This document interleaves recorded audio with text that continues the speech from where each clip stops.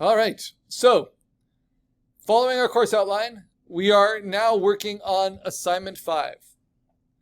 We just finished our first kind of vector assignment, which was your personal political symbol, right?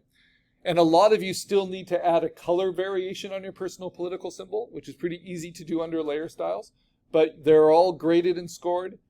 You can use the rubric, and definitely look at my comments on your grade page if you ever want to improve your work. And it gives you directions there, and I'm always available during lab hours as well. We did our midterm critique. That was fantastic. Now we're starting with Unit 11, and we're learning new skills. Here we are making, in our first illustration project, we are making our own original spot illustration. That's a free-floating graphic. Think of it as a sticker design, a tattoo design, something that would go on a t-shirt, right? Unlike a logo design, this is going to be full color, and it depends on the color. But it still has a vector component, which is the line art. So let's look at some past examples. I asked that it be themed for this. So our theme this semester is for monsters, but not just any kind of monsters. You see I've done some monsters before. This is some past student examples. Not dragons, not gothic monsters. We're doing art movement monsters. You pick an art movement and you mash it up with your monster, right? It gives you a lens to kind of stylize your monster through. So we start with a rough sketch, then we clean it up with inking, and we finish it off with raster coloring. Your sketch can be pretty loose. It can even be composited, right? The important thing is that we can make clean line art of it. I would recommend sketching in pencil, then bringing that into Canvas. And so that's what I've done, right? When we digitally ink it, there's lots of ways to decide on what's called the line art. So this is for all the same sketch of this bird's head. These are different approaches to how you create line art. Line art is solid black shapes, right? But if you make those solid black shapes incredibly tiny as little dots, you can almost make it look like engravings or what they do for currency. You can make those black shapes into something that's very, very descriptive of different tones. Most students don't go this route because it really makes your color options behind it pretty limited, right? Because you have this full tonal. But it is an approach. So if you chose let's say Impressionism or Pointillism as an art movement to mix with your monsters, like you do a pointillist harpy, right? Then your line art might actually be a bunch of tiny little dots of different sizes. That would be stippling. Thick hatching is when you have kind of these bold shapes that then are feathered out at the edges to give you some sort of texture. Graphic is an approach where it really is kind of clean vector shapes. So even if it's a furry bird like this, you're kind of outlining them as clean vector kind of lightning bolts to suggest that texture. And then gestural can be a mix of all these kind of things. Kind of a cartoonish outline with stippled dots or hatching and big full bleed shapes as well. And those are all just by one artist, Nathan Yoder. This is my little, we'll be looking back at this cheat sheet a few times. It's also under links for you. But this is just showing something as simple as a lemon and how you would do this with the digital steps. You start with a sketch, then you get a vector line, and then we'll go through the different coloring steps, right? But today is all about getting that clean vector line art. And we'll go through my exhaustive explanation of digital coloring soon. Helps us understand professional printing and professional practice. Notice the lines can be open or they can be closed, but they need to be a vector, right, at the end of the day. So there's lots of ways to get to clean vector line art. And this is a past student example, right? I give you some monsters here as well. And then these are some of the basic coloring approaches we'll be using. But notice, before they can do the coloring approaches, whether it's flat, duotone, or full spectrum, they have to create the clean line art first, right? And then color behind it. That's what's called digital coloring, different than digital painting. So what's the first thing you're going to post? The first thing you're going to post is actually, this will acknowledge your deadline, is actually your theme. How you're going to meet this theme of an art movement monster. And mine is going to be an Art Deco Nighthawk humanoid. Because I'm doing a kind of a Renaissance version, more knight-ish, like medieval knight, of our mascot Nico. And what's the art style? Well, Art Deco. What is Art Deco? Well, if you look up modernist art movements, because my shorthand for this semester, this theme is modernist monsters, you'll see a lot of them. And Art Nouveau is a beautiful one. Constructivism is a beautiful one. They all have slightly different kind of visual approaches. And one that Art Nouveau is almost always confused with is Art Deco.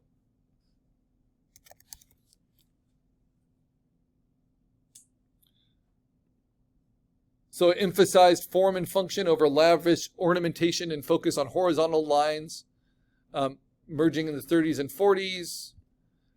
It has a lot to do with industrial design and decorative patterns and product design.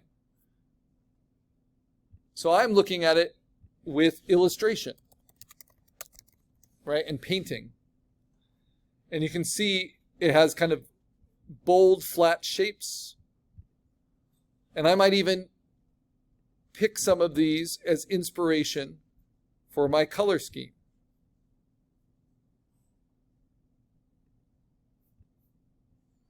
So I'm going to open those up and then I'm going to download them, because these can help me later when I'm choosing colors and maybe as I'm sketching to kind of get a sense of the shapes, the form, the attitude of it. And that's going to make my monster version even more unique, because I'm blending in some artistic inspiration from art history. These are all very lovely Art Deco style modern illustrations. And this is one of my favorite. I actually have this book. Let's see. Download image. Save image. All right. Now that I've got some inspirations and I've put into Canvas what my theme is, I'm good. You are not required to post your inspirations. I have some other ones as well, right? Like the original Nico design. But this is the sketch. And I even did a little color composite over the break because I wanted to make sure I could get the Alamo logo. You see that hidden in the cape or the hood. Oh, so clever. So did a little color mock-up too. But I can always post my inspirations. Inspirations are going to be really helpful to you in these upcoming projects because they get more and more individual. So how do we post inspiration? Very simple, if you want to. We're going to be using them whether you post them or not, but this is just to remind you, to show you their value. I just get those images. They don't need to be high resolution. You drag them in, and we can use these to steal colors from or to use for reference for our shapes. I'll do one more.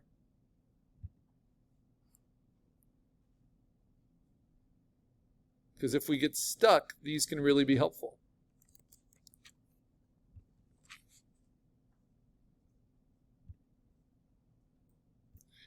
And since our campus colors for Nico are blue and green, those aren't usually my favorite colors, so it's nice to see some like blues and greens and yellows and accent colors that kind of activate everything. So that inspiration will help me improve this little color mock-up.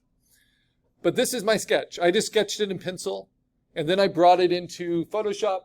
You can use Photopea, and I kind of stretched it out a little bit, refined it a little bit, but it's a rough line sketch. And then what I did is I printed it out, and I was going to show you how you can ink it by hand, right? Because I started my illustration career in the mid-90s, and in the mid-90s it wasn't common for you to send digital files or to do any of this digitally. You did everything by hand. So I sketched that in pencil. That's the cleaned up kind of printout version. And then you use another piece of paper, right? This is just copy paper, really cheap. You put it over the top, and then you ink it. The problem is it's hard to see through the paper, and tracing vellum, which is a really good type of tracing paper, which sometimes I would give to students, but then I ran out, and it's like 50 cents a sheet. So instead, we can just use what's called a light box. Now, a light box is something you can get from an art store and spend hundreds of dollars on, or you can just get a clear crate like this. Okay. And with your phone, you can turn this into a light box. So what I do is I take my phone and I turn my flashlight on, full power.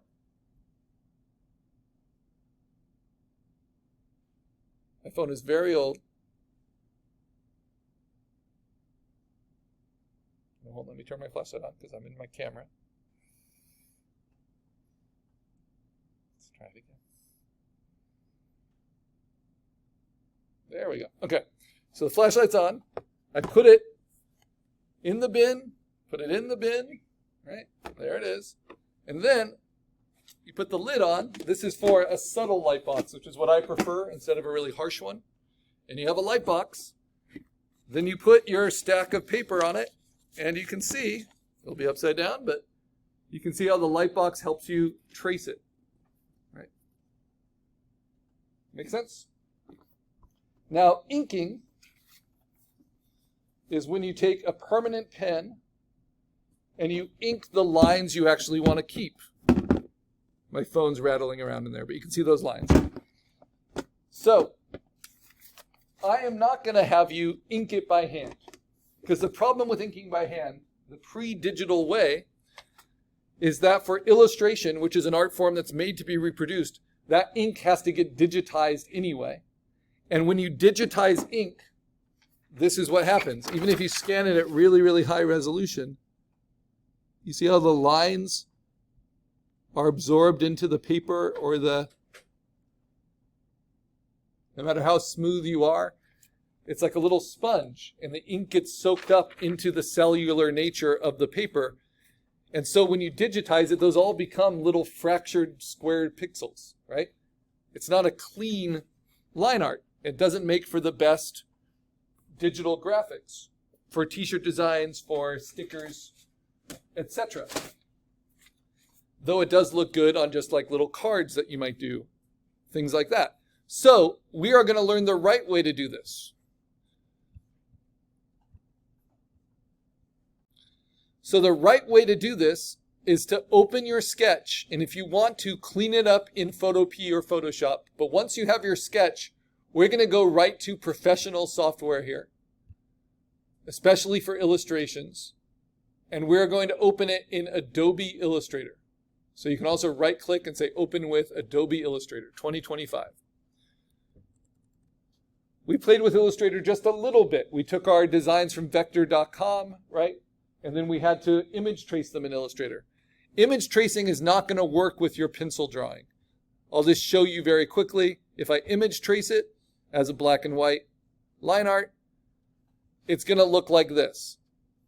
Because your traditional line art is so broken up, right? So instead, what we do is we're going to use the aspects of Illustrator to trace it. So I'm going to show you how to set that up in the next video and how we're going to use a tool called the blob brush to do beautiful inking.